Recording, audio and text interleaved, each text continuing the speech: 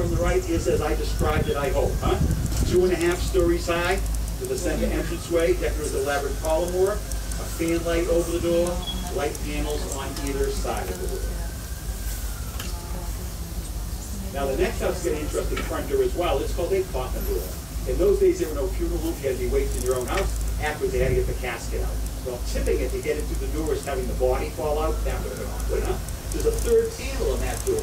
You open extra wide to lift the coffin out. They say the women in those days liked them too because they had the big hoop skirts on. But in Salem, you like the coffin story now.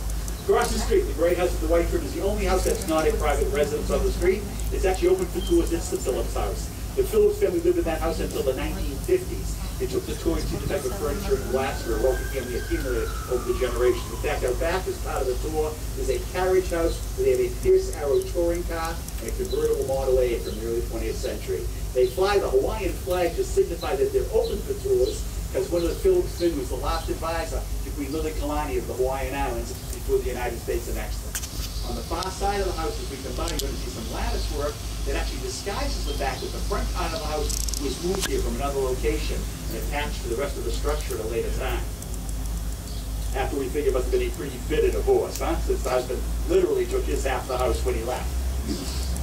Off to the right is a large mansion on this next cross street. It's known locally as the poorhouse. Not that it's ever functioned as a poorhouse, okay? Mr. Walter Poor lived here. He founded a little company that became known as Sylvania. Today, of course, Osram, Sylvania. So a local boy does well, takes up residence on Salem's prestigious Chestnut Street.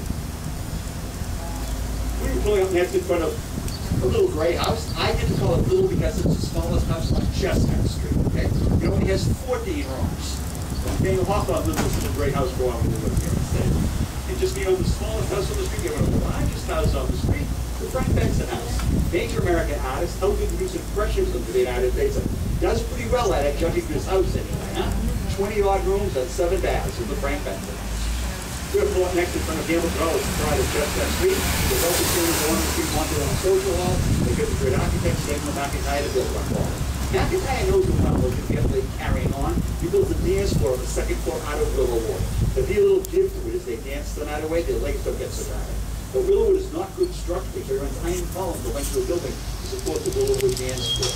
You look across the front of Hamilton Hall today, that wrought iron work we see there, that's not decorative, okay? Those are the ends of the iron columns supporting that Willowwood dance floor. You live in Salem, they have a big fancy event, you're trying to impress people, you're in Hamilton Hall, you throw your party there. Hamilton Hall rents for $500 an hour with a minimal 4-hour rental. So I've never actually been invited to a party there, okay? But I have been inside this amazing building. A little pocket across the street, there's fun, but it's not there anymore. It was a site of a very strict Puritan church. The minister of that church doesn't approve at all of what's going on across the street at the hall. They say Sunday mornings he'd point across the street at the hall, berate his congregation. He used to say to them, cheek to cheek and breast to breast, they're dancing their way to damnation. Then one day his church got hit by a lightning bolt and burnt to the ground. That's why the park is there. I like to think that's God going to the dancing and drinking. Yeah? We're going to make a left here to Casino on Summer Street, so the line of Martin, in the left of Majesty, 60-foot regular report. Late February 1775, 6 weeks before the Battle of Lexington and Concord, General Gates